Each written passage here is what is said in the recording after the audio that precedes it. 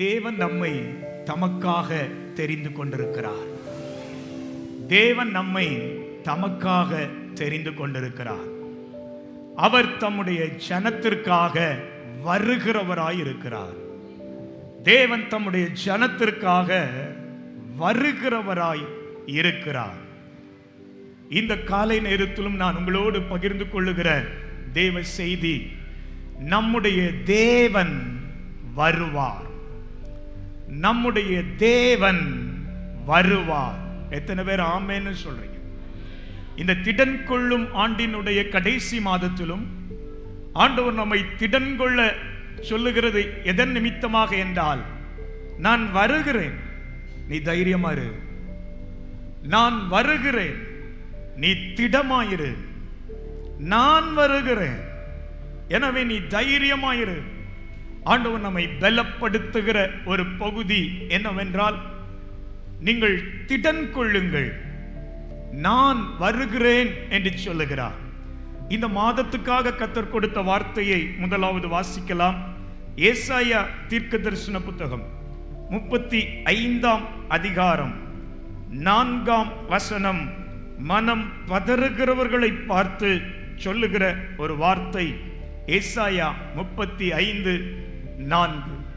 மனம் பதறுகிறவர்களை பார்த்து நீங்கள் பயப்படாதிருங்கள், திடன் கொள்ளுங்கள். நீங்கள் பயப்படாதிருங்கள், திடன் கொள்ளுங்கள். இதோ உங்கள் தேவன் நீதியை சரிகட்டவும், உங்கள் தேவன் நீதியை சரிகட்டவும், உங்கள் தேவன் பதில் அளிக்கவும் வருவார். உங்கள் தேவன் பதில் அளிக்கவும் வருவார். அவர் வந்து உங்களை ரட்சிப்பார் என்று சொல்லுங்கள். அவர் வந்து உங்களை ரட்சிப்பார் என்று சொல்லுங்கள்.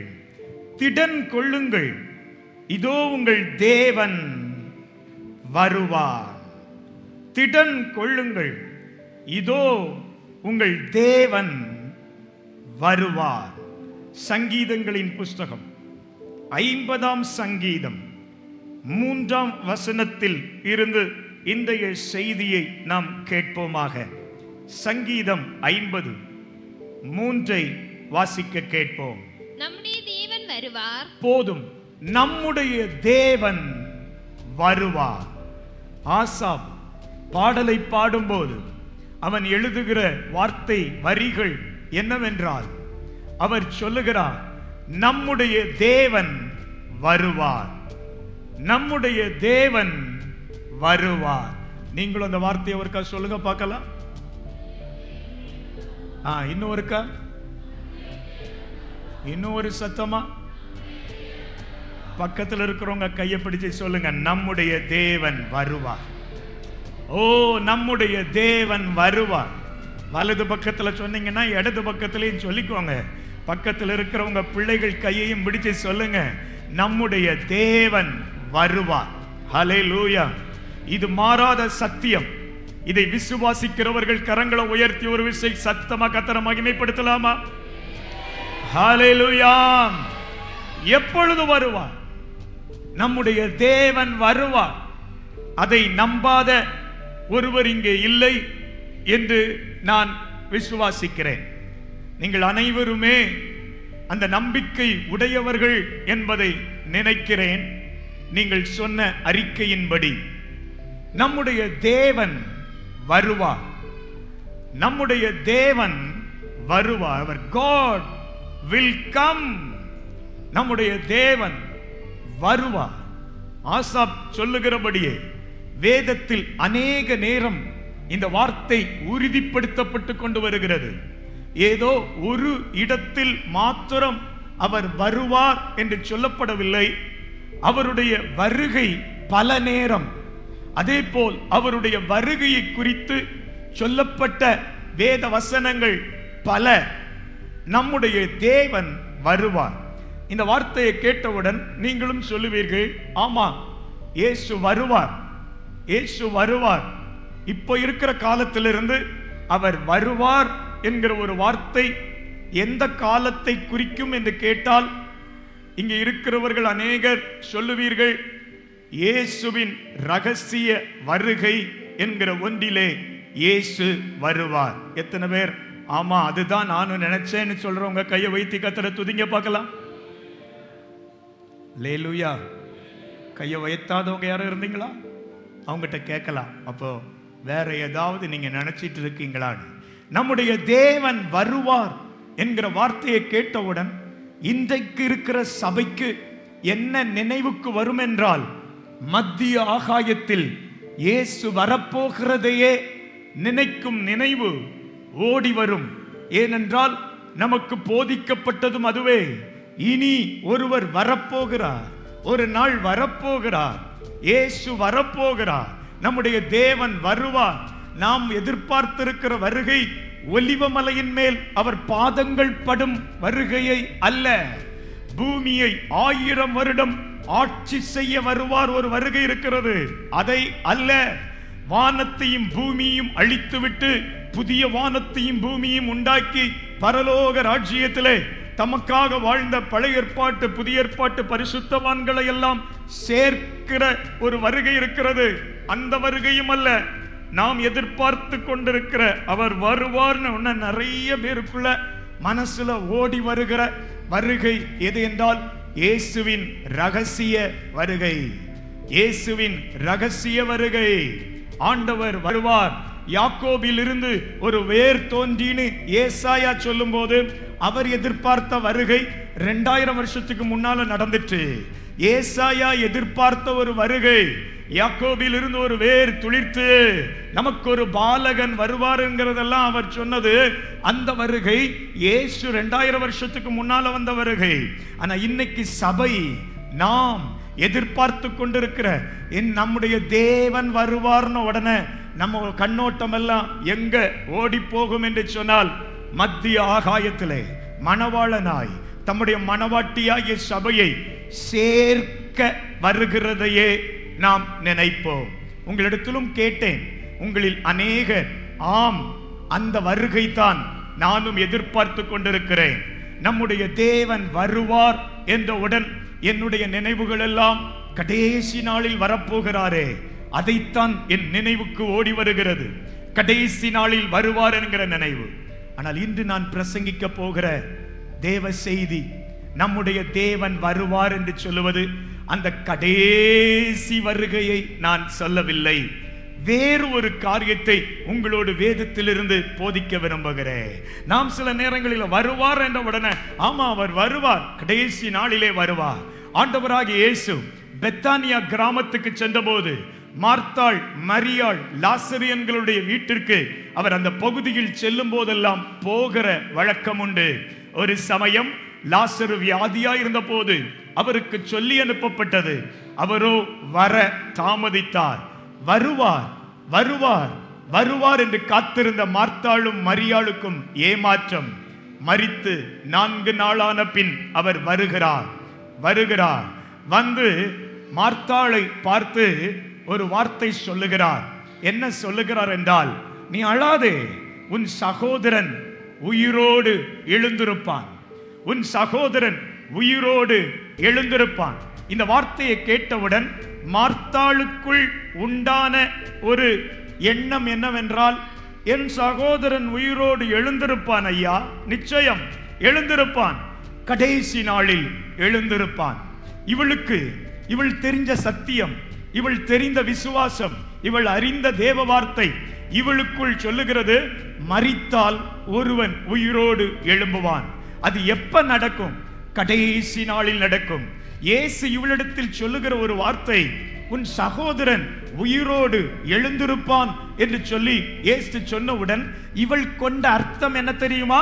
கடைசி நாளில் நடக்கும் ஒரு நிகழ்ச்சி. இயேசு சொல்லுகிற வார்த்தை கடைசி நாளில் நடக்கிற ஒரு உயிர்த்தெழுதலை அல்ல, இப்பொழுது நடக்க போகிற ஒன்றை குறித்து பேசுகிறார். இப்பொழுது நடக்க போகிறது. சில நேரம் அவர் அண்டர்ஸ்டாண்டிங் இஸ் டிஃபரண்ட். வேத வசனத்தை கர்த்தர் நம்மோடு சொல்லும் போது சில நேரங்களிலே நம்முடைய புரிந்து கொள்ளுதல் வித்தியாசமாய் போகிறது.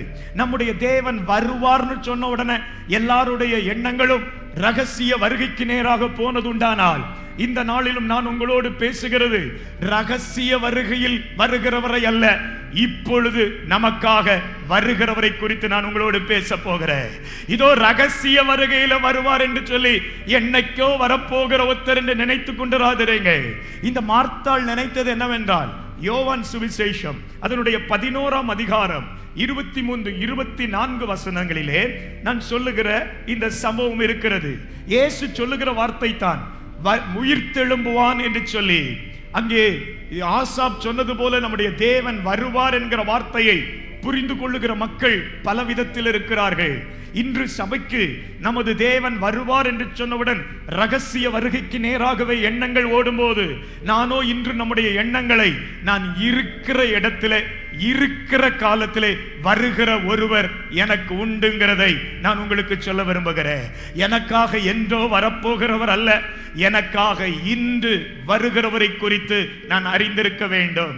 மார்த்தாள், உன் சகோதரன் உயிரோடு எழுந்திருப்பான் என்று சொல்லி இயேசு தனக்கு சொன்னபோது அவள் அந்த வார்த்தையின் அர்த்தத்தை எவ்விதமாய் புரிந்து கொண்டாள் என்றால், கடைசி நாள்ல நடக்கிறதை இவரும் சொல்றாரு. நம்ம ரபிகளும் இதைத்தான் சொன்னார்கள், நம்முடைய வேத பாரர்களும் இதைத்தான் சொன்னார்கள், நம்முடைய வேதமும் நமக்கு இதைத்தான் சொல்லுகிறது. கடைசி நாளில் உயிரோடு எழுந்திருப்பார்கள் என்கிற நம்பிக்கை நமக்கு தந்திருக்கிறார்கள்.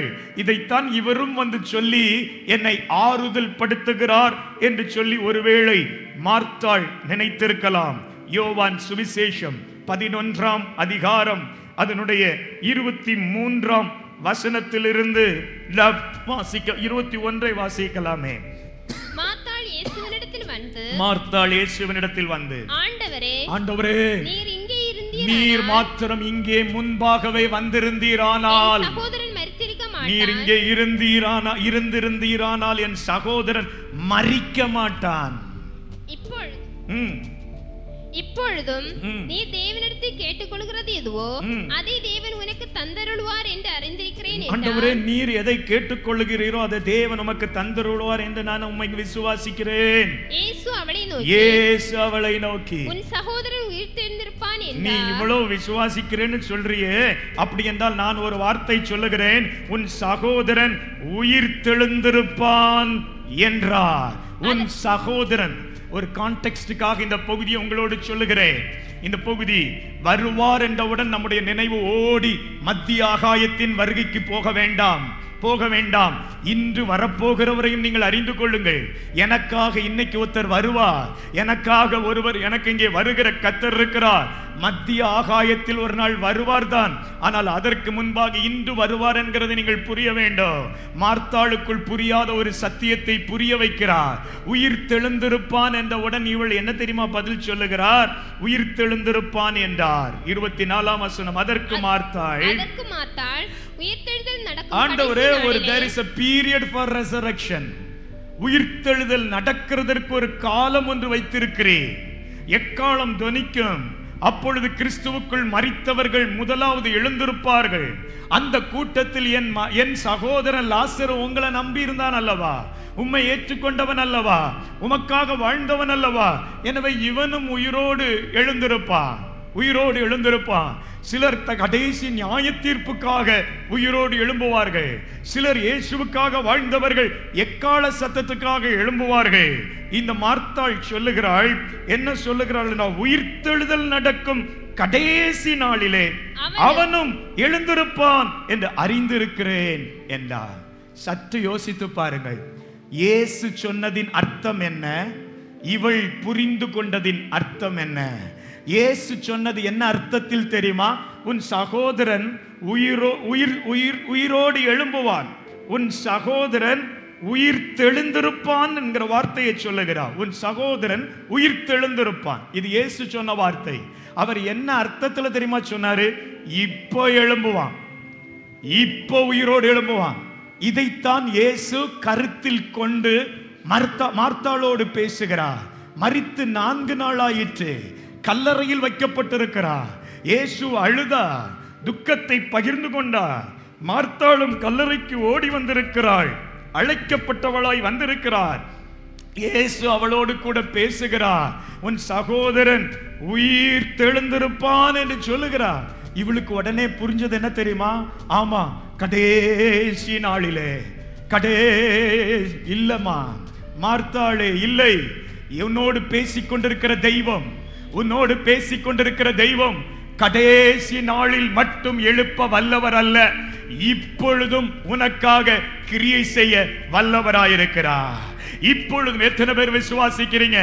எனக்கு என்றோ ஒரு நாள் கிரியை செய்வார் என்றல்ல, இன்றைக்கும் எனக்காக கிரியை செய்ய அவர் வல்லவராயிருக்கிறார் என்கிறவர்கள் கரங்களை தட்டி நல்ல கர்த்தருக்கு ஹல்லேலூயா, ஹல்லேலூயா. புரிந்தவர்கள், மரியாளுக்கு புரியல, மரியாளுக்கு புரியல. உன் சகோதரன் எழுந்திருப்பா, அது கடைசி இல்ல, இல்ல, இல்ல. அவர் சொல்லுகிற வார்த்தையின் அர்த்தத்தை புரிந்து கொள்வோமாக. அவர் உயிர்த்தெழுந்திருப்பான் என்று சொன்னது கடைசி காலத்தில் நிகழப்போகிற ஒரு உயிர்த்தெழுதலை அல்ல, தற்போது நடக்க போகிற சில காரியத்தை அவர் சொல்லுகிறார். என்றோ நடக்க போகிற ஒன்றை குறித்து மார்த்தாளோடு பேசிக் கொண்டிருக்கவில்லை. அவர் தற்போது நடக்க போகிற ஒரு காரியத்தை குறித்து பேசுகிறார். இந்த புரிந்து கொள்ளுதல் இந்த விஷயத்திலும் வரட்டும். எந்த விஷயத்திலும் என்றால், நம்முடைய தேவன் வருவார். ஹல்லேலூயா. நம்முடைய தேவன் வருவார். நான் உங்களோடு இருக்கிற நேரத்தை பயன்படுத்தி 7 குறிப்புகள், என் தேவன் எதற்காக வருவார், இப்பொழுது இன்று எனக்காக வருவாரா, நான் இருக்கிற இந்த சூழ்நிலையில என்னை மத்திய ஆகாயத்தில் கொண்டு போகிற வருகை அப்புறம் அது என் வாஞ்சை தான், என் விருப்பம் தான். ஆனால் அதுக்கு முன்னால அவர் வருவாரா, அதுக்கு முன்னால எனக்காக வருவாரா? எங்கேயோ இருக்கிற தெய்வம் பரலோகத்தில் இருக்கிறார் என்று சொல்லுகிறார்களே, அவர் வருவாரா? ஒரு வசனத்தை யாத்திராகம புஸ்தகம் 12ஆம் அதிகாரம் 23ஆம் வசனத்திலிருந்து அவர் கடந்து வருவார் என்கிற ஒரு குறிப்பை சொல்லுகிறேன். அவர் கடந்து வருவார், அவர் கடந்து வருவார். என் தேவன் வருவார், நம்முடைய தேவன் வருவார் என்கிற வார்த்தையை தியானிக்கும் போது நான் உங்களோடு 7 குறிப்புகளை சொல்ல விரும்புகிறேன். நம்முடைய தேவன் எப்படி வருவார், அவர் எதற்காக வருவார், அவர் எப்பொழுது வருவார் என்கிறது இப்பொழுது வரக்கூடிய ஒரு வருகையை நான் உங்களோடு சொல்லுகிறேன். ஒன்று, அவரை குறித்து சொல்லப்பட்டிருக்கிறது, அவர் கடந்து வருவாராம். அவர் கடந்து வருவாராம். எதற்காக அவர் கடந்து வருவாராம்? எகிப்தியரை அதம் பண்ணும்படியாக கடந்து வருவாராம். யாத்திராகமத்தின் புஸ்தகம் 12ஆம் அதிகாரம் 23ஆம் வசனத்தை வாசிக்கலாம். கர்த்தர் எகிப்தியரை அதம் பண்ணுகிறதற்கு, கர்த்தர் எகிப்தியரை அதம் பண்ணுவதற்கு கடந்து வருவார். ஒரு குறிப்பு, கடந்து வருவார். இந்த காலை நான் உங்களோடு சொல்லுகிறேன், நம்முடைய தேவன் வருவார், நம்முடைய தேவன் வருவார். அதுல ஒரு வருகை என்ன தெரியுமா? கடந்து வருவார். அது எதற்காக கடந்து வருவாராம் தெரியுமா? கர்த்தர் எகிப்தியரை அதம் பண்ண கடந்து வருவார். தொடர்ந்து அந்த முழு வசனத்தையும் வாசிக்கலாம். நிலையின் மேற்சட்டங்களிலும் வாசலின் நிலைக்கால்கள் இரண்டிலும் அந்த இரத்தத்தை காணும் போது கர்த்தர் சங்காரக்காரனை உங்கள் வீடுகளில் உங்களை அதம் பண்ணுகிறதற்கு வரவிட்டாமல், உங்களை அதம் பண்ணுகிறதற்கு தேவன் வரவிட்டாமல் வாசற்படியை விலகி எகிப்தியரை அதம் பண்ணுவதற்காக கடந்து வருகிற ஒரு கர்த்தர், உங்களை அதம் பண்ணுவதற்கு தேவன் வரவிட்டாமல் வாசல் படியை விலக்கி கடந்து போவார். கர்த்தரை மகிமைப்படுத்த முடியுமா? ஹல்லேலூயா. முதல் காரியம் சொல்லுகிறேன், கர்த்தர் வருகிறார். இன்னைக்கு வராருங்க. எதுக்கு தெரியுமா? தேவ ஜனங்களை கொடுமைப்படுத்துகிறவனை அதம் பண்ணுகிறதற்காக கர்த்தர் வருகிறார். ஹல்லேலூயா. எகிப்தியரை, இஸ்ரவேல் ஜனங்கள் எகிப்து தேசத்திலே சுமார் 430 வருஷங்கள் அடிமைகளாயிருந்தார்கள். அந்த தேசத்தின் அரசன் முதல் ஆளுகிறவன் வரை, அதிகாரமுடையவன் வரை, அங்கே இருக்கிற மக்கள் வரை இஸ்ரவேல் ஜனங்களை அடிமைகளாய் நடத்தி வந்தார்கள்.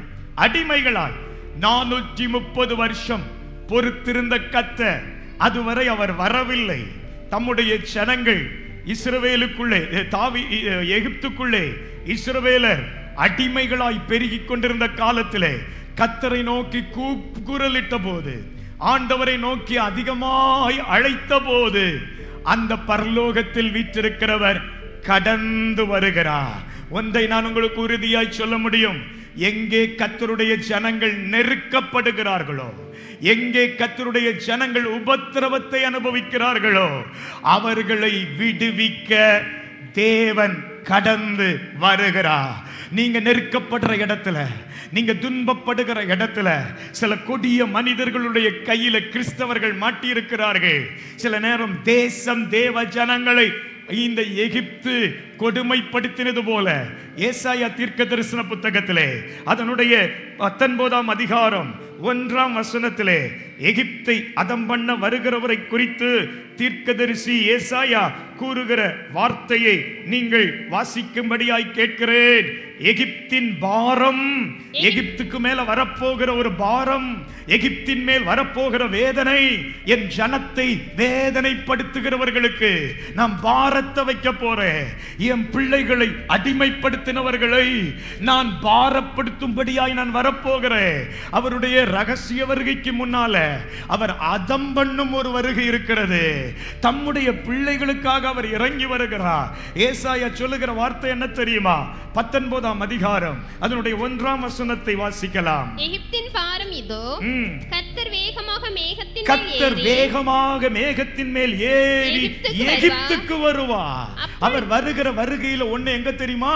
எகிப்திற்கு வருகிறார். தம்முடைய ஜனத்தை கொடுமைப்படுத்தின இடத்துக்குள்ள வருகிறார். தேவ பிள்ளையே, நீங்கள் அனுபவிக்கிற சில நெருக்கங்கள், சிறை அனுபவங்கள், வேதனையான இடங்கள், சுற்றத்தாரால் நெருக்கப்பட்டு கொண்டிருக்கிறீர்களோ, எகிப்தை போன்ற குடும்பங்கள் சில நேரம் இருக்கும். கிறிஸ்துவுக்காக நீங்க நெருக்கப்படலாம், ஆண்டவருடைய நாமத்திற்காக நீங்கள் ஒடுக்கப்படலாம், நீங்கள் அற்பமாய் எண்ணப்படலாம். நீங்க எதிர்த்து போராட வேண்டாம். எகிப்தின் நடுவே 430 வருஷம் எதிர்த்து போராடாத ஜனங்கள். ஆனால் எகிப்திய ராஜா இந்த எபிரேயர்களை கண்டு ரொம்ப பயந்தான். ரொம்ப பலசாலிகள், ஆரோக்கியம் உள்ளவர்கள், திடகாத்திரம் உள்ளவர்கள். இவங்கள மாதிரி நமக்கு பலன் இல்லை, இவங்க மட்டும் எதிர்த்தாங்கன்னா நம்ம காலி. ஆனா வெளியே மட்டும் சொல்லல, உங்க பலன் அதிகம்னு சொல்லல. ஆனால் அடிமைப்பட்டிருந்த இவர்கள் தங்களுடைய பலனை புரியாமல் இருந்தார்கள். சரி, மாம்ச பலனை புரிந்து பிரயோஜனம் இல்லை. இவங்க நினைச்ச ஒரே பலன், அந்த தெய்வம் நமக்கு உதவி செய்யட்டுமே, நம்முடைய ஆண்டவர் நமக்கு உதவி செய்யட்டுமே. வருவாரா?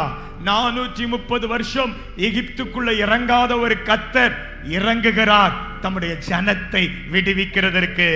ஆண்டவருடைய பிள்ளையே, சில காலமாய் உங்கள் வாழ்க்கையிலே ஏற்பட்ட நெருக்கத்தின் சூழ்நிலையில ஒருவர் இறங்குகிறத வருகிறத நீங்க இதுவரை பார்க்காமல் இருந்தால், நம்முடைய தேவன் வருகிறார் என்று இன்று சொல்றாரு. ரகசிய வருகை என்கிற ஒன்றை மட்டுமல்ல, ஒருவேளை மார்த்தாளை போல என்னைக்கோ நடக்க போற ஒரு வருகையை பற்றி மாத்திரமல்ல உங்கள் சிந்தனை. எனக்காக, என் நெருக்கத்தில் இருந்து என்னை விடுவிக்கிறதற்காக என் கர்த்தர் வரப்போகிறார். கொடுமைப்படுத்துகிறவர் எவர்களா இருக்கட்டும், உங்க மேல அதிகாரம் பண்ணுகிறவர்கள் பலசாலிகளா இருக்கட்டும், அவர்கள் தான் நாட்டை ஆளுகிறவர்களாக இருக்கட்டும். எனக்கு தெரிந்த ஒண்ணு, நாட்டை ஆள உங்களை வைத்திருக்கலாம், ஆனால் அனைத்தையும் ஆள ஒருவர் இருக்கிறார். எத்தனை பேர் ஆமேன்னு சொல்ல முடியும்? எத்தனை பேர் ஆமேன்னு சொல்ல முடியும்?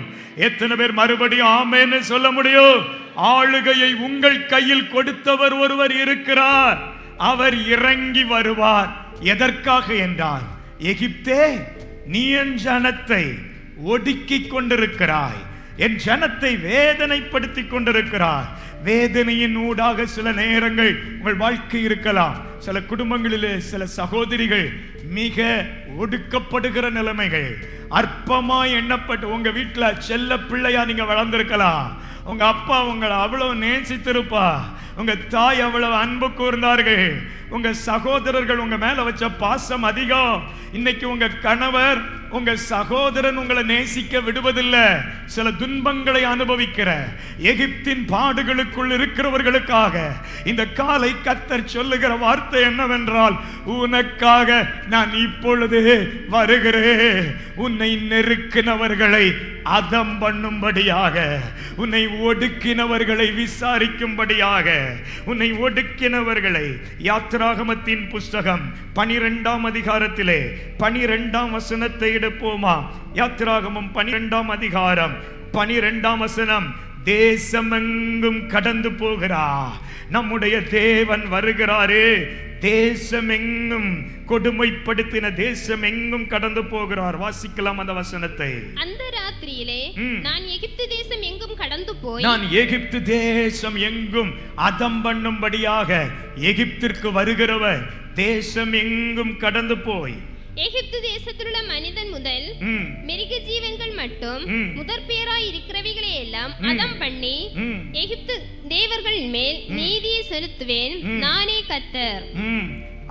மிருக ஜீவன்கள் மட்டும், மனிதர் முதல் மிருக ஜீவன்கள் மட்டும் முதற் பேரா இருக்கிறவர்களை எல்லாம் அதம் பண்ணி எகிப்தின் தேவர்களின் மேல் நீதியை செலுத்துவேன், நானே கர்த்தர்னு சொல்றார். ஹல்லேலூயா. ஒன்று, அவர் எனக்காக கடந்து வருவார். எதற்கு? என்னை ஒடுக்கிறவர்களை விசாரிக்க, என்னை நெருக்கினவர்களை அதம் பண்ண. அவங்க அழியட்டும்னு நினைக்க வேண்டாம் நம்ம. ஆனா கர்த்தர் என்ன நினைக்கிறாரோ அதை செய்வார். நம்ம கர்த்தரை நோக்கி பார்த்தால் நமக்கு உதவி செய்யும்படியாக வருகிற கர்த்தர் நமக்கு உதவி அவர் கடந்து வருகிறார். முதல் குறிப்பு நான் உங்களோடு சொல்லுகிற அதுதான், என் கர்த்தர் எனக்காக கடந்து வருகிறார். எதற்கு அவர் கடந்து வருகிறார்? அதம் பண்ணும்படியாக, என்னை ஒடுக்குகிற எகிப்தியரை அதம் பண்ணும்படியாக, தம்முடைய ஜனத்தை விடுவிக்கும்படியாக கடந்து வருகிறார். இரண்டாவது, அவர் வருகிறார். அவர் எப்படி வருகிறார் தெரியுமா? சமீபித்து வருகிறார் என்கிற வார்த்தையை கூறுகிறேன். இயேசு கிறிஸ்து நமக்காக சமீபித்து வருகிறார். ஒன்று சொன்னேன், அவர் கடந்து வருகிறார். கர்த்தருடைய வேதம் நமக்கு அதைத்தான் சொல்லுது. உன் தேவன் எகிப்துக்கு கடந்து வருகிறார். ஆண்டவரே, நான் பாடுபடுகிற இடத்துக்கு நீர் வருவீரா? வருவா.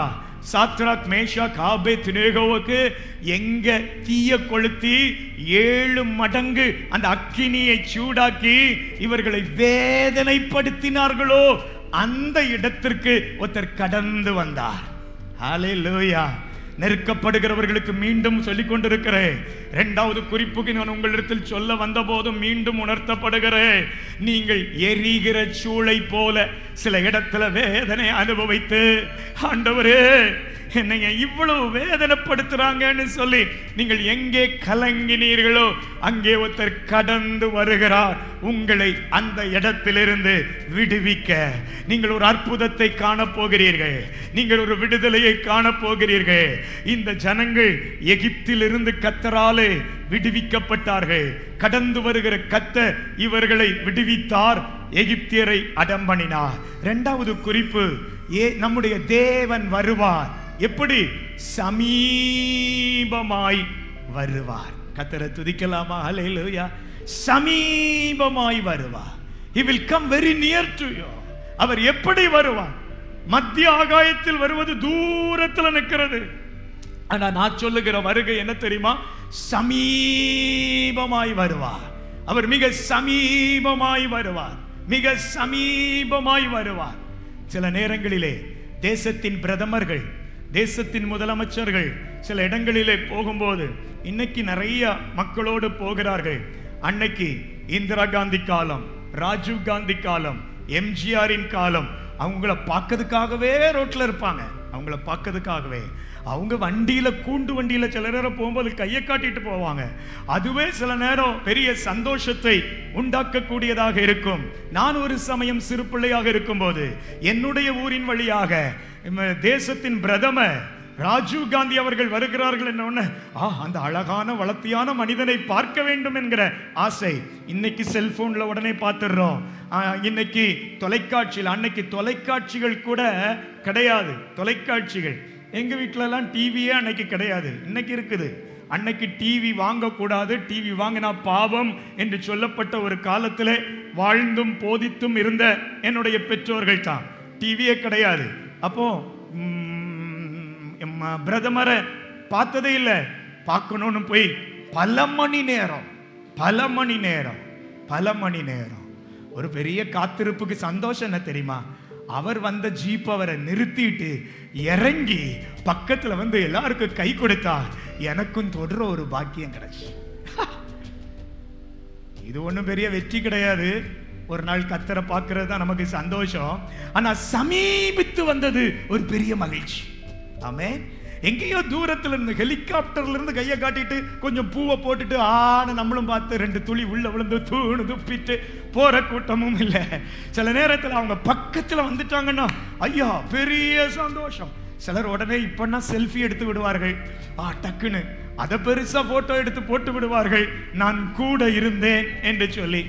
ஆண்டவர் சமீபித்து வருகிறாராம். ஒரு வசனத்தை எரேமியா தீர்க்க தரிசன புத்தகம் 30ஆம் அதிகாரம் 21ஆம் வசனத்தை வாசிக்கும்படியாக கேட்கிறேன். எரேமியா 30ஆம் அதிகாரம் 21ஆம் வசனம்.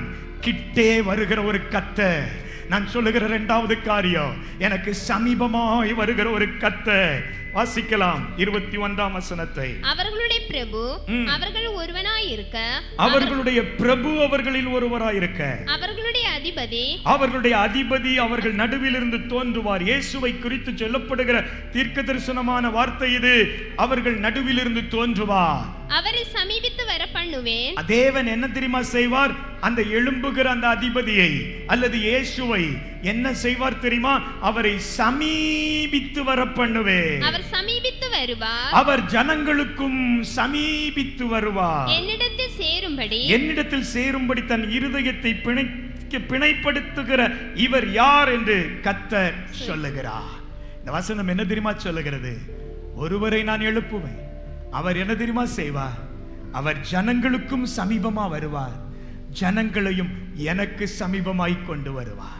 இதுதான் ஆண்டவர் செய்கிற கிரியை. வருகிறவர் 2வது என்ன தெரியுமா? அவருடைய வருகை குறித்து உங்களோடு சொல்லுகிறேன். அவர் எனக்கு சமீபமாய் வருகிறவர். He comes near me. He comes near me. என் கிட்ட யாருமே வர முடியாத அளவுக்கு சில நேரம் நான் விலக்கப்பட்ட நிலைமையில் கூட இருக்கலாம். என் கிட்ட நான் வரக்கூடாத அளவுக்கு நான் ஒதுக்கப்பட்டவனாய் இருக்கலாம். அப்படிப்பட்ட நிலைமையில் உள்ளவர்களுக்காக நான் இன்று பேசுகிறேன் இந்த வார்த்தை. அவர் என் சமீபமாய். ஒரு ஸ்திரீ எழும்ப முடியாம பயங்கர ஜுரத்துல படுத்து கிடக்கிறாள். இவள் இயேசுவை பார்க்க போக முடியாது. ஜுரத்திலே தன்னுடைய வீட்டிலே படுத்திருக்கிறாள். நான் சொல்லுகிற சம்பவம் மார்க்கு சுவிசேஷம் 1ஆம் அதிகாரம் 31ஆம் வசனத்தில் இருக்கிறது. மார்க்கு சுவிசேஷம் 1ஆம் அதிகாரம் 31ஆம் வசனத்தில் இருக்கிறது. இவளால் அவர் கிட்ட போக முடியாது. இவள் ஜுரத்தினால் படுத்து கிடக்கிறா, எழும்ப கூட முடியாமல் இருக்கிறா. ஆனா ஒன்று நான் சொல்லட்டுமா? நான் உங்களுக்கு சொல்லுகிற இயேசு கிட்டே வருகிறவர், சமீபமாய் வருகிறவர். அந்த வசனத்தை வாசிக்கலாம். அவர் கிட்ட போய், இயேசு ஜுரமாய் இருக்கிற பேதுருவின் மாமிக்கு கிட்டே போய் அவள் கையை பிடித்து, அவர் சமீபமாய் வருகிறவர், அவர் சமீபமாக கையை பிடித்து அவளை தூக்கி விட்டார். உடனே ஜுரம் அவளை விட்டு நீங்கி போயிற்று. அப்பொழுது அவள் அவர்களுக்கு பணிவிடை செய்தார். அவரை குறித்து நான் உங்களோடு சொல்லுகிற வார்த்தை, படுத்து ஜுரத்துல கிடக்கிற ஒருவருக்கு கிட்ட வருகிற இயேசு. நான் சொல்லுகிறது சமீபமாய். இந்த காலை உங்கள் விசுவாசம் எங்கே போகிறது? எங்கே? நேற்று இரவு பிரதர் விஜயராஜ் அவங்களுடைய அம்மாவை பார்க்கறதுக்காக இரவு போயிருந்தேன். அவர்களோடு பேசி கொண்டிருந்தேன். விழுந்தாங்களே எப்படி இருக்காங்களேன்னு பார்க்கறதுக்கு. கிருபையா கர்த்தர் தாங்கி இருக்கிறா. அப்போ வீட்டில் அங்கே இருந்த யாரோ சொன்னாங்க, டாக்டர்கிட்ட ஒன்று போய் அவங்க போட்டாங்களே ஒரு சத்தம். என்னது டாக்டரா? நம்மனா மூக்குல ஜலதோஷம் பிடிக்க முன்னாலேயே வீட்டில் எம்மா மாத்திரை இருக்கா? எம்மா மாத்திரை ஏன்? அது ஜலதோஷம் வர்ற மாதிரி இருக்கு. ஞாயிறாம் வேளையில தான் வந்திருக்கோம். அதுக்குள்ள வீட்டில் மாத்திரை விழுங்கியாச்சு. வருமுன் காப்போம் பாஸ்டர். வரும் மாத்திரை எடுத்தது தப்பு நான் சொல்ல வரல. விசுவாசம் நமக்குள் வளரட்டும். எத்தனை பேர் ஆமென் சொல்லுவீங்க? கிட்டே ஒருவர் வருவார். நான் கிடக்கிற இடத்துல என்னை தூக்கி விட ஒருவர் வருவார். ஹல்லேலூயா. நான் சொல்லுகிற தேவன் சமீபிக்கிற ஆண்டவர். லூக்கா எழுதின சுவிசேஷம் 19ஆம் அதிகாரத்துல ஒரு மனுஷன் மரத்துக்கு மேல இருக்கிறான். அவனுக்கு சமீபமாய் ஒருத்தர் வருகிறான். ஒருவன் மரத்துக்கு மேல இருக்கிறான். அவனுடைய பேர் சகேயு.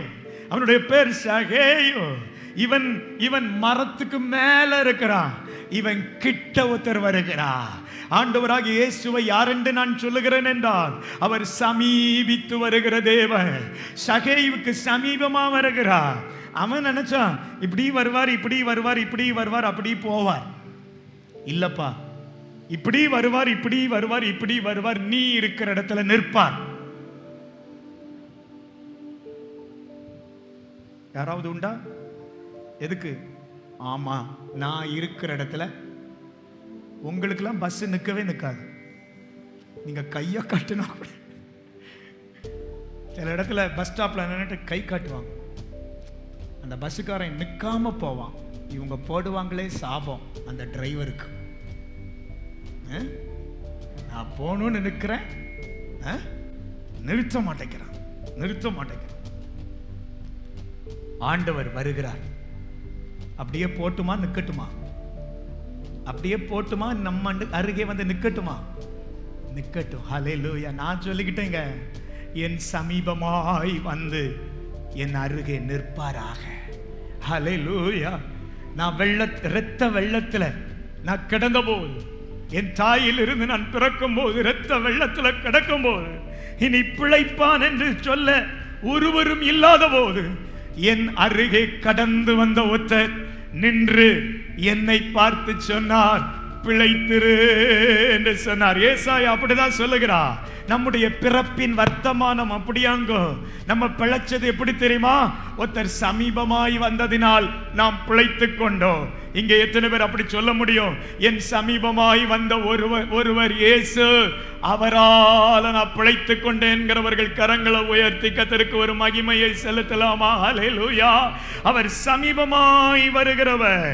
மத்தேயு எழுதின சுவிசேஷம் 8ஆம் அதிகாரத்திலே, சமுதாயத்தால் ஒதுக்கப்பட்ட, ஜனங்களால் தள்ளப்பட்ட, யாரும் கிட்டே போக மாட்டாங்க, குஷ்டரோகி. குஷ்டரோகி குஷ்டரோகின்னு என்ன தெரியுமா செய்வாங்க? ஓடியே போயிடுவாங்க. குஷ்டரோகின்னு இந்த 2 வருஷத்துக்கு முன்னால இந்த கொரோனா வந்த சமயத்துல யாராவது இப்படி கைய வச்சு அச்சின்னு தும்முனா போதும், நமக்கு நேரா ஐயோ, ஏன் என்னமாவது கிருமி இருந்து அவன் தும்மி நமக்கு வந்து கஷ்டப்படக்கூடாதுன்னு. இதே மாதிரிதான் குஷ்டரோகின்னு சொன்னா அன்னைக்கு விலகி ஓடி விடுவார்கள். குஷ்டரோகின்னு சொன்னா அவனை ஊருக்கு வெளியே வைத்து விடுவார்கள். குஷ்டரோகிகளை இடம் ஊருக்கு புறம்பே. யார் சமீபமாய் வருவது, யாராவது அந்த பாதையா வர்றாங்கன்னு சொன்னா இந்த குஷ்டரோகிகள் சத்தம் போடணும். குஷ்டம் குஷ்டம்னு சத்தம் போடணும். ஏன்னா கிட்ட வந்துராதன்னு அர்த்தம். என் கிட்ட வந்துராத. அவன் அப்படி சத்தம் போடலைன்னா அவன் தொலைஞ்சான். இவன் சத்தம் போடணும், நான் குஷ்டரோகி, நான் குஷ்டரோகி. இந்த சத்தத்தை கேட்டவர்கள் அந்த பக்கமா விலகி போய் விடுவார்கள். அதுதான் குஷ்டரோகிகளுடைய நிலைமை. ஆனால் நான் சொல்லுகிற ஒரு தெய்வம், இயேசு ஒதுக்கப்பட்டவனுக்கு கிட்ட வருகிறார்.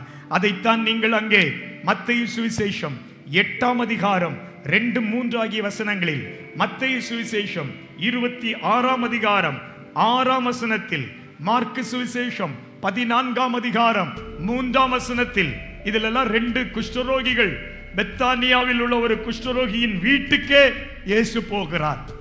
அந்த வேதத்தில் அப்படிதான் சொல்லியிருக்கு. பெத்தானியாவில் உள்ள சீமோன் என்கிறவனுடைய குஷ்டரோகியான ஒருவனுடைய வீட்டுக்கு இயேசு போனார்.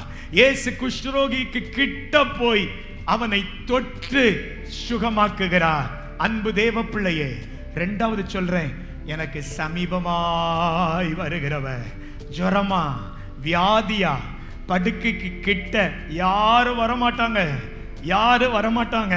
இந்த கொரோனா சமயத்துல ஒரு ஒரு சில வீட்டிலலாம் நடந்தது என்னன்னா, ஆஸ்பத்திரியில கொண்டு போட்டுட்டு பார்க்க கூட போகல. ஹலோ, ஆஸ்பத்திரியில கொண்டு போட்டுட்டு பார்க்க கூட போகல. ஆஸ்பத்திரியில கொண்டு போட்டுட்டு பார்க்க கூட போகல. எத்தனையோ பேர் வீட்டுல ரூம்ல பூட்டி போட்டுட்டு திறந்து பேச கூட இல்ல, திறந்து பேச கூட இல்ல. நாகர்கோயிலில் கவர்மெண்ட் ஹாஸ்பிட்டல்ல ஒரு கொடிய அந்த கொரோனா வியாதியினால பாதிக்கப்பட்ட ஒருவரை சந்திக்கிறதுக்கு நானும் என்னுடைய மனைவியும் போனோம். வேற வழி இல்லாம போனோம். போக வேண்டியது இல்லை. வீட்டில இருந்து ஜெபம் பண்ணா போதும், வீட்டில இருந்து ஜெபம் பண்ணா போதும். இப்படிப்பட்ட கொடிய காலத்தில் ஆண்டவரே எங்களையும் காத்துக்கொள்ள வேண்டும், அவர்களையும் பாதுகாத்து கொள்ள வேண்டும். ஆனால் சில உதவிகளுக்காக செய்கிறதற்காக போக வேண்டிய நிலை. அந்த ஹாஸ்பிட்டல்ல ஏராள பேஷியன்ஸ். நாங்க போய் அங்கே நிற்கிறோம், ஆம்புலன்ஸ் ஒன்னொன்னா வந்துட்டு இருக்கு, உள்ள என்ட்ரி கொடுத்துட்டே இருக்கிறாங்க. நாங்கள் ஒரு நபரை தேடி பார்க்கிறோம், அவருக்கு ஒரு ஜெபிக்கவும் உதவி செய்கிறதற்காகவும். நாங்கள் போன போது, ஏன் பாஸ்டர் இங்க வந்தீங்க, நீங்க ஏன் பாஸ்டர் இங்க வந்தீங்க? வேற வழி தெரியல, எங்களுடைய உள்ளத்தில் ஏவப்படுகிற ஒரு சத்தத்துக்காக வந்தோம் என்று சொல்லி ஜெபித்து அவருக்கு சில உதவிகள். இன்னைக்கும் உயிரோட ஆண்டவர் கிருபையா காத்து கொண்டிருக்கிறார். அது தேவனுடைய தயவு ஒன்றே, அவ்வளவுதான். மனிதனால் ஒதுக்கப்பட்டிருக்கலாம், ஆனால் நம்முடைய தேவன் நமக்கு சமீபமாய் வருகிறவர். இந்த கர்த்தரை பார்த்து சொல்லணும், என் தேவன் வருவார். ஹல்லேலூயா. எனக்கு தண்ணி கொடுக்காம போயிட்டா, வியாதியில நான் கிடக்கிறேன், வியாதியில கிடக்கிறேன், ஒதுக்கப்பட்ட நிலைமையில கிடக்கிறேன், ஒருவர் வருவார். யோவான் 11ஆம் அதிகாரத்துல 38ஆம் வசனத்துல கல்லறைக்கு ஒருத்தர் வருகிறார் பாருங்க, சமீபமா கல்லறைக்கு வருகிறார் பாருங்க. நாருமே எனக்கு நாற்றம் பிரச்சனை இல்லை. ஒருவர் சொல்லுகிறார், இயேசு சமீபமாய் வருகிற இயேசு. அவர்கிட்ட சொல்றாங்க, ஐயா இங்க ஏன் வந்தீங்க? ஆறுதல் சொல்லுகிறவர்கள் எல்லாரும் மார்த்தாளுடைய வீட்டில் இருக்கிறார்கள். அங்கே வந்து அவளை தேற்ற வந்த எல்லாரும் வீட்டுக்கு வந்தார்கள். நீரோ கல்லறைக்கு வந்திருக்கிறீரே. இங்கே நாருமே நாற்றத்தை பற்றி கவலையற்ற ஒருவர் எனக்கு உண்டு. என் நாற்றத்தை குறித்து கவலையற்றவர் உண்டு. நாருமே என்று ஒதுங்காதவர், நாருமே என்று ஒதுங்காதவர். சில இடங்களில் நான் எங்களை பற்றி சொல்லும் போது அனுபவத்தை உங்களுக்கு சாட்சியா மட்டும் சொல்றோம்.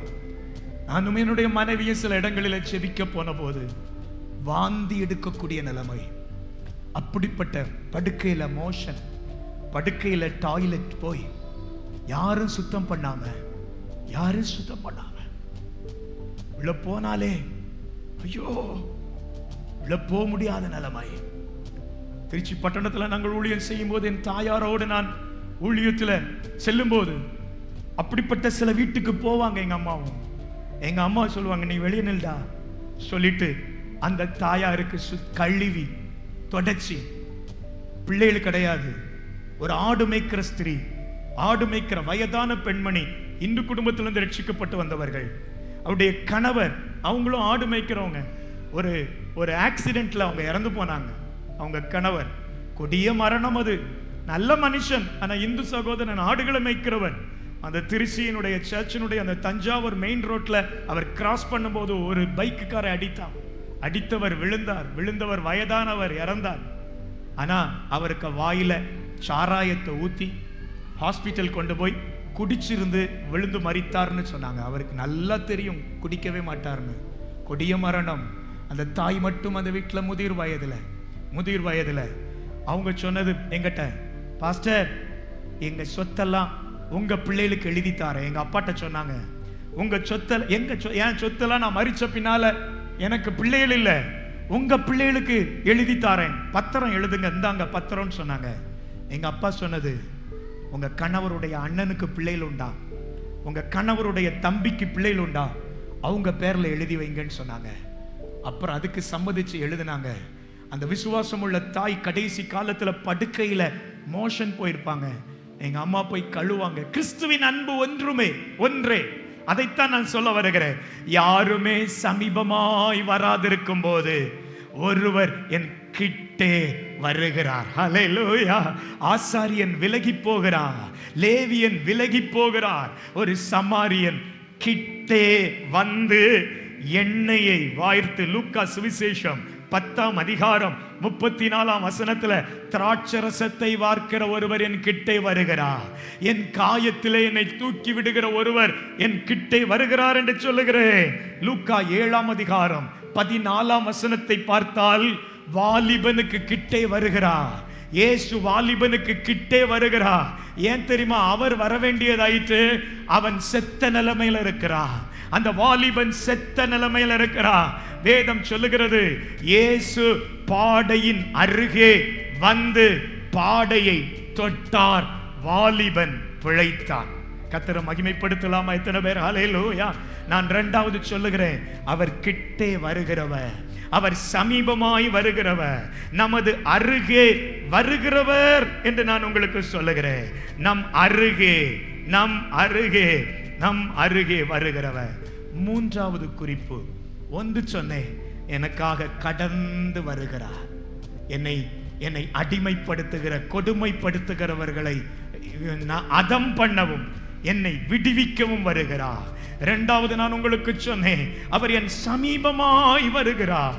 எதற்கென்றால், என்னால ஒன்றும் செய்ய முடியாத போது எனக்காக யாவையும் செய்யும்படியாக. எத்தனை பேர் கரங்களை தட்டி கர்த்தருக்கு நன்றி சொல்ல விரும்புறீங்களோ? நன்றி சொல்ல விரும்புறீங்களோ? அத்தனை பேரும் ஆண்டவருக்கு நீங்க விசுவாசித்தீங்களானா, உங்களுடைய படுக்கையின் அருகே, உங்களுடைய படுக்கையின் அருகே மருத்துவர் வர வேண்டியதில்லை. நான் ஃபாஸ்டிங் பிரேயர்ல ஒரு ஜெபம் பண்ணினத இப்ப எனக்கு ஆவியானவர் நினைப்பூட்டுகிறார். என்ன ஜெபம் என்றா, மருத்துவர்கள் வந்து தொட முன்னால தேவனுடைய கரம் எங்களை தொட்டு குணமாக்கட்டும். இந்த நேரத்தில் எத்தனை பேர் முழங்கால் படியிட்டு ஜெபிக்க போறீங்க? கர்த்தருடைய ஆவியானவர் மறுபடி அந்த ஜெபத்தை தட்டி எழுப்புகிறார். எத்தனை பேருடைய சரீரங்கள் சில குறிப்பிட்ட தேதியில டாக்டருடைய கைக்கு கொடுக்கப்படுகிறதற்காக வைக்கப்பட்டிருக்கிறதுன்னு நினைக்கிறேன். இந்த நேரத்தில் அதற்கு முன்பாக தெய்வத்தினுடைய கரம் என் அருகிலே வருகிறவர், என் அருகிலே வருகிறவர், என் அருகிலே, என் அருகிலே. க்ளோரி. ஆராதனைக்கு வந்துட்டு நாளைக்கு ஹாஸ்பிட்டல் போகணும்னு நினைத்துட்டு வந்தீங்களோ, நான் சொல்லுகிறேன், மருத்துவருடைய கரங்கள் என்னை தொடு முன்பாக என் கிட்ட வருகிற, என்னை தொடுகிற ஒரு கர்த்தருடைய கரம் என்னை தொடுவதாக.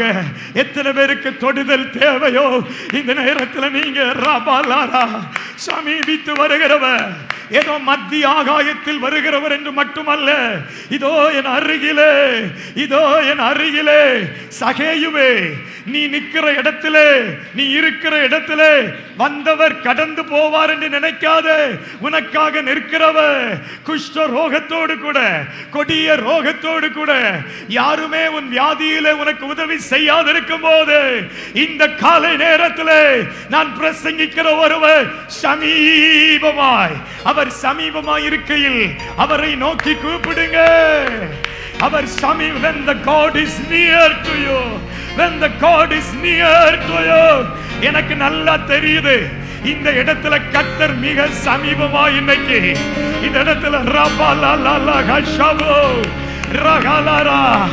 ஓ, பேதுருவின் மாமியை போன்ற வியாதியா இருக்கிறவர்களுக்கு கிட்டே வந்து இன்னைக்கு தூக்கி விடுங்கப்பா, இன்னைக்கு தூக்கி விடுங்கப்பா. பிள்ளைகளா, ஆண்டவற்ற கேளுங்க. அம்மாட்ட சொல்றா, நல்ல டாக்டர்கிட்ட கூட்டிட்டு போமா, அங்க கூட்டிட்டு போ. ஏன் மகளே, நீ ஆண்டவரை நம்ப கூடாது. ஒரு சமீபமாய் வருகிற ஒருவரை நீ நோக்கி கூப்பிட கூடாது. ரபாலா ரகாலாரா. இன்னைக்கு ஒரு விடுதலை, இன்னைக்கு ஒரு விடுதலை. கொடிய வியாதியிலிருந்து இன்னைக்கு ஒரு விடுதலை, இன்னைக்கு ஒரு விடுதலை. நீ கிடக்கிற இரத்த வெள்ளத்துல இதுக்கு மேல நீ பிழைக்க மாட்டான்னு சொல்லி போட்டுட்டு போன இடத்துல நீ பிழைப்பாய்னு சொல்லுகிற ஒருவர் கிட்ட வந்துட்டாரு. ஹல்லேலூயா. டாக்டர்ஸ் நாள் குறிச்சிருக்கலாம், டாக்டர்ஸ் நாள் குறிச்சிருக்கலாம். இவ்வளவு மாசம்தான், இத்தனை வருஷம்தான், இத்தனை நாள். எனக்கு நல்லா தெரியும், நாள் குறிக்கப்பட்டவர்களை நீடித்த நாட்களால் நிரப்புகிற ஒரு நல்ல கர்த்தர் என் சமீபமா, என் சமீபமா, என் சமீபமாய். வேண்டுங்கிறவங்க கூப்பிட்டுக்கோங்க. நீங்க சமீபமாய் வந்து அவர் சமீபமாய் இருக்கையில் அவரை நோக்கி கூப்பிடுகிறது. உபாகமம் 4:7 சொல்லுகிறது, அவரை தொழுது கொள்ளும் போதெல்லாம் அவரை சமீபமாய் பெற்ற வேறே ஜாதி இல்லை, வேறே ஜாதி இல்லை. ஆமென், ஆமென். நான் சொல்லுகிற கர்த்தர், நான் சொல்லுகிற தேவன் எங்கேயோ நாற்காலியில உட்கார்ந்துட்டு இருக்கிற ஒருத்தரை பிரசங்கிக்கிறதுக்கு நான் அந்த ஊருக்கு வரல. இந்த இடத்துல என் காலத்தெல்லாம் அவர் கையில கொடுத்துட்டு, என் வாழ்நாள் எல்லாம் அவருக்காக கொடுத்துட்டு, இந்த பாகோடுல வந்து அவரை பற்றி சொல்ல வந்தது எங்கேயோ உட்கார்ந்துட்டு இருக்கிறவரை சொல்லல, உன் சமீபமா, உன் சமீபம், உன் சமீபமா, உன் சமீபமா. வேற ஜாதி எது உண்டு? கர்த்தரை தெய்வமாய் கொண்ட ஜனம் அல்லாமல் வேற ஜாதி எது உண்டு? இல்லை. ஆமென், ஆமென், ஆமென். உட்காருவோம். சமீபமா இருக்கையில் உபாகமத்தின் புஸ்தகம் 4ஆம் அதிகாரம் 7ஆம் வசனத்தை எடுப்போமா? அவரை தொழுது கொள்ளும் போதெல்லாம், இஸ் வெரி நியர். எங்கேயோ நான் போயிட்டு இருக்கும் போது மட்டும் இல்ல, அல்லது நான் ஏதோ வேலை செஞ்சிட்டு இருக்கிற நேரத்தில் அவர் சமீபமா இருக்கிறத விட, உபாகமத்தின் புஸ்தகம் 4ஆம் அதிகாரம் 7ஆம் வசனத்தில் சொல்லப்பட்ட வார்த்தை என்ன தெரியுமா? நம்முடைய தேவனாகிய கர்த்தரை, நம்முடைய தேவனாகிய கர்த்தரை நாம் தொழுது கொள்ளுகிற போதெல்லாம், எப்பொழுது எப்பொழுது எப்பொழுது நாம் தொழுது கொள்ளுகிற போதெல்லாம் அவர் நமக்கு சமீபமாய் இருக்கிறது போல. அவர் எப்படிப்பட்டவராய் இருக்கிறார் தெரியுமா? அவரை தொழுது கொள்ளும் போதெல்லாம். அதனால தான் கர்த்தருடைய ஆவியானவர் விதமாய் நம்மை நடத்தி கொண்டிருக்கிறார். He is not far away from us. He is not far away from us. அவர் நம்மளை விட்டு தூரமாய் இருக்கிறவர் அல்ல. தொழுது கொள்ளுகிற போதெல்லாம், தொழுது கொள்ளுகிற போதெல்லாம் நமக்கு சமீபமாய் இருக்கிறது போல. தேவனை இவ்வளவு சமீபமாய் பெற்றிருக்கிற, தேவனை இவ்வளவு சமீபமாய் பெற்ற வேற பெரிய ஜாதி எது? வேற பெரிய ஜாதி எது என்று கேட்கிறார். இந்த ஜனத்தை போல கர்த்தரை சமீபமாய் பெற்ற ஜாதி வேறு இல்லை. தேவன் நமக்கு அடைக்கலமும் பலனும். ஆபத்து காலத்துல இஸ் வெரி நியர். ஆபத்து காலத்துல அவர் எனக்கு அனுகூலமான துணையுமாயிருக்கிறார். 145ஆம் சங்கீதம் 18வது வசனத்தை எடுத்தீர்களானால், 18ஆம் வசனம் சொல்லுகிறது, நம்மை நோக்கி கூப்பிடுகிற யாவருக்கும், உண்மையாய் தம்மை நோக்கி கூப்பிடுகிற யாவருக்கும் கர்த்தர் சமீபமாயிருக்கிறார். கர்த்தர் உண்மையா அவரை நோக்கி கூப்பிடுகிற அனுபவத்தை பெற்றுக்கொள்வோம். அவர் எப்படி வருகிறார் என்றால் சமீபமாய் வருகிறார். எபேசியர் 2ஆம் அதிகாரம் 12 முதல் 22 வரை வேணா குறித்துக் கொள்ளுங்க. முன்னே தூரமாயிருந்தோம், இப்போ நாம் அவருக்கு சமீபமாக்கப்பட்டிருக்கிறோம். இயேசுவின் இரத்தத்தினால் நாம் சமீபமாய் மாற்றப்பட்டிருக்கிறோம். நான் உங்களோடு சொல்லுகிறேன், அவர் நமக்கு சமீபமாய் வருகிறார். அவர் நமக்கு சமீபமாய் வருகிறார். அவர் நமக்கு சமீபமாய் வருகிறார். அவர் நமக்கு சமீபமாய். He is very near. He is very near.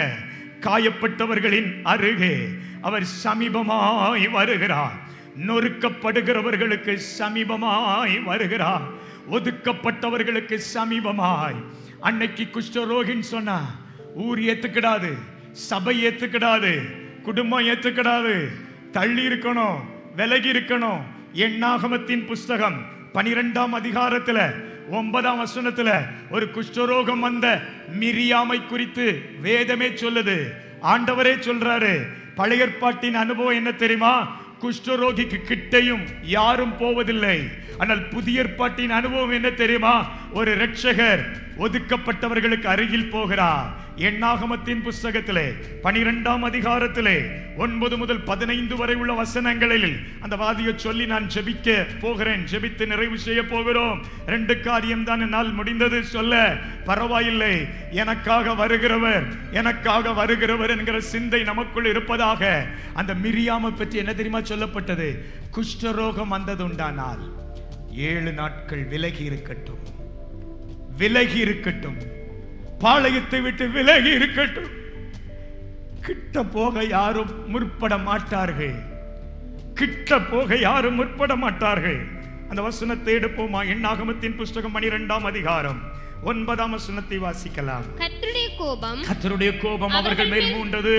அவர் போய்விட்டார். ஆண்டவர் போய்விட்டார். வர வேண்டியவர் மிரியாமோடு நல்ல பாடல் பாடினவள், நல்ல மீட்கப்பட்ட நாளிலே தம்புரு வாசித்து பாடின சகோதரி மிரியாம் ஆனால் இப்போ வரவேண்டியவர், இவள் சமீபமாய் வரவேண்டியவள், இப்ப இவள் சமீபமாய் வரல, போய்விட்டார். தொடர்ந்து வாசிக்கலாம். மேகம் கூடாரத்தை விட்டு நீங்கி போயிற்று. மிரியாம் உறைந்த மழையின் வெண்மை போன்ற குஷ்டரோகியானாள். மிரியாம் மோசேக்கு விரோதமாய் பேசினபடியினால் குஷ்டரோகம் உள்ளவளாய் மாறினாள். ஆரோன் மிரியாமை பார்த்தபோது அவள் குஷ்டரோகியாய், சகோதரன் தன் சகோதரியை பார்க்கிறான், அவள் குஷ்டரோகியாய் இருக்க கண்டார்.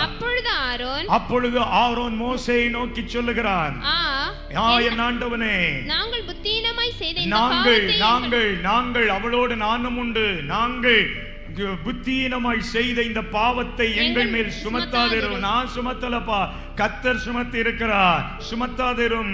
தன் தாயின் கற்பத்தில் பாதி மாசம் அழுகி செத்து விழுந்த பிள்ளையை போல அவளாக, ஐயோ, இது இன்னும் இவளை தொடருமானால், இன்னும் இவளை இது தொடருமானால், தன் தாயின் கற்பத்தில் பாதி மாமிசம் அழுகி செத்து விழுந்த பிள்ளையை போல் அவள் ஆகாதிருப்பாளாக.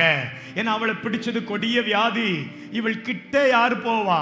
இவள் கிட்ட யாரு போவா? வசனம் தொடர்ந்து சொல்லுது, அப்பொழுது மோசே கர்த்தரை நோக்கி, என் தேவனே, அவளை குணமாக்கும் என்று கெஞ்சினான். 14ஆம் வசனத்துல கர்த்தர் மோசேயை நோக்கி, அவள் தன் தகப்பன் அவள் முகத்தில் காரி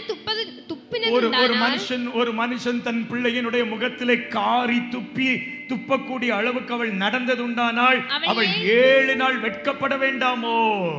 அதுபோலவே அவள் 7 நாள் வீட்டுக்குள்ளே இருக்கட்டும். இல்ல குஷ்டரோகமா, வீட்டுக்குள்ளேயும் இடம் இல்ல, ஒதுக்கப்படுகிற நிலைமை, தள்ளப்படுகிற நிலைமை. 7 நாள் வெட்கப்பட வேண்டாமோ? அது போல அவள் 7 நாள் பாளையத்துக்கு புறம்பே விலக்கப்பட்டிருக்கட்டும், பின்பு சேர்த்துக் கொள்ளப்பட கடவுள். நான் சொல்றேன்,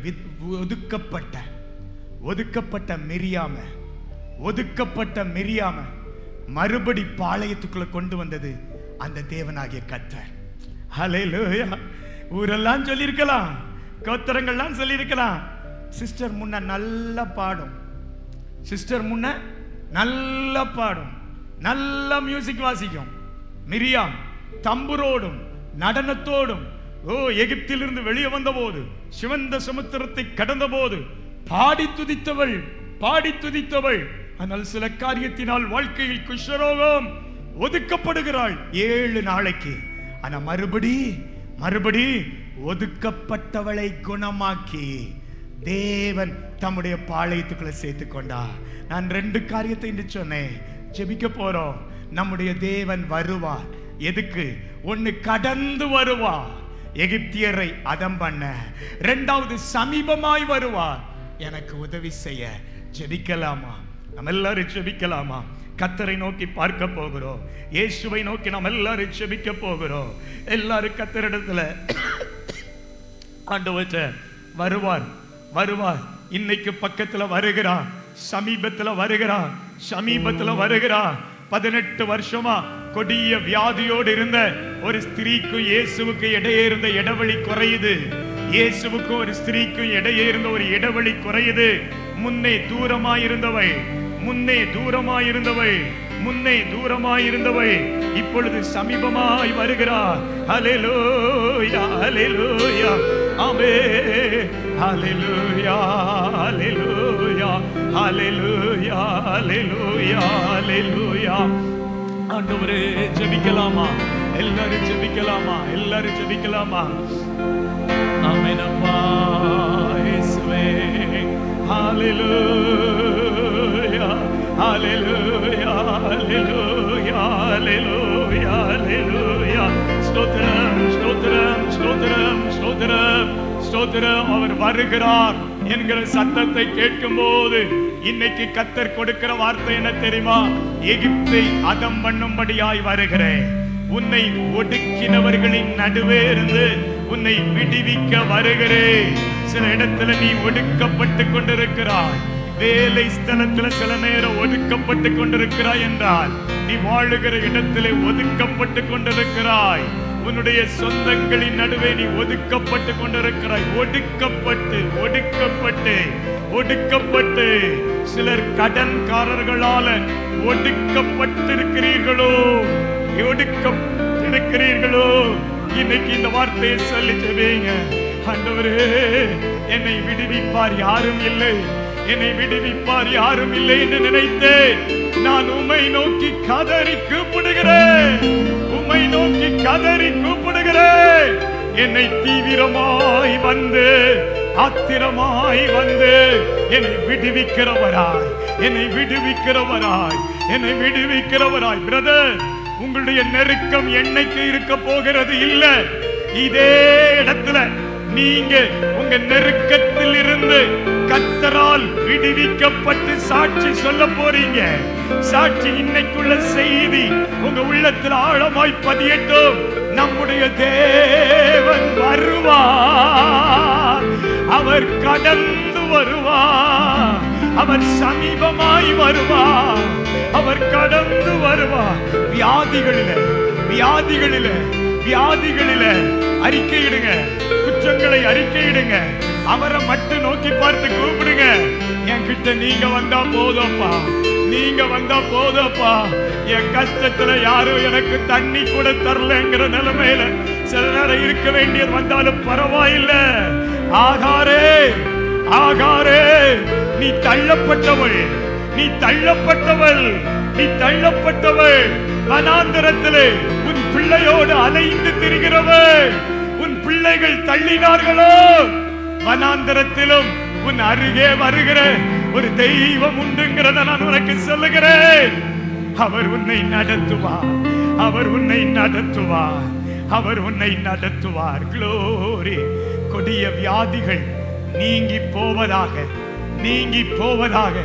சமீபித்து வருகிறவரால் வியாதி உங்களுக்கு தூரமாய் போவதாக என்று ஜெபிக்கிறேன். சமீபித்து வருகிறவரால, சமீபித்து வருகிறவரால. By the Lord who comes near you, by the Lord who comes near you. அருகே வருகிறவரால் வியாதி தூரமாவதாக. Glory, glory, glory. ஒரு வாழ்க்கை இயேசுவுக்காக வாழ. வாலிபனே, வாலிபனே, உன் வாழ்க்கை இயேசுவுக்காக. நீ சொல்லு, ஆண்டவரே, என்ன தொட்டீரானா, என்ன தொட்டீரானா. பாடையில போயிட்டு இருக்கிறவன பாதியில வழிமறித்து ஒருத்தர் பக்கத்துல வர்றாரு, பக்கத்துல வர்றாரு. அவர் எதுக்கு தெரியுமா வர்றாரு? உன்னை தொட்டி எழுப்பி அவருக்காக வாழ வைக்க. எத்தனை பேர் கைகளை தட்டி கர்த்தருக்கு நன்றி சொல்லலாம், ஆண்டவருக்கு நன்றி சொல்லலாம். இவர் மட்டும் அந்த சமீபமாய் வரலனா அவன் கொஞ்ச நேரத்துல கல்லறைக்குள்ள போயிருப்பான். ஹல்லேலூயா. போன வியாழக்கிழமை பாண்டிச்சேரியில ஒரு சபையில நான் இருந்த போது அங்க இருக்கிற ஒரு வாலிப தம்பியோடு பேசிக் கொண்டிருந்தேன். அவன் சொன்னான், பாஸ்டர், என் வாழ்க்கை கொடிய பாவத்தில் இருந்துச்சு, ஆனா என் வாழ்க்கைய வாலிபத்தில் இயேசு ரட்சித்தான். இன்னைக்கு நான் ஒரு வேலை செஞ்சிட்டு இருக்கிறேன், சவுண்ட் இன்ஜினியரிங் படிச்சு முடிச்சேன். இன்னைக்கு நிறைய சபைகளுக்கு சவுண்ட் இன்ஜினியரிங் பண்ணி கொண்டிருக்கிறேன். கேரளாவிலும் தமிழ்நாட்டிலும் அநேக இடங்களிலும் வந்து நான் செய்றேன். என் வாழ்க்கையை இயேசுவுக்கு ஒப்பு கொடுத்துட்டேன். என் கிட்ட வந்தவர் என்னை தொட்டா, தன்னுடைய ரெக்கார்டிங் ரூமுக்கு கூப்பிட்டு போனான். அங்க போய் தன்னுடைய சாட்சியெல்லாம் பகிர்ந்து கொண்டான். அவன் சொன்ன சாட்சியில ஒண்ணு உனக்கு சொல்றேன். கர்த்தர் எனக்கு திறமையை தந்தார், கர்த்தர் எனக்கு வேலையை தந்தார். பாண்டிச்சேரியில ஒரு தியேட்டர்ல சவுண்ட் ப்ரூஃப் பண்றதுக்காக என்னை கூப்பிட்டு கேட்டாங்க, இந்த தியேட்டரை சவுண்ட் ப்ரூஃப் பண்ணித்தான்னு சொல்லி. ஒரு வருஷத்துல நான் சர்ச்சஸ்க்கு போய் சம்பாதிக்கிறத ஒரே நாள்ல சம்பாதிக்கிற வாய்ப்பு. நான் சொல்லிட்டேன், நோ, தியேட்டர்ல வந்து நான் வேலை செஞ்சு அந்த காரியத்துல நான் உதவி செய்ய வர மாட்டேன்.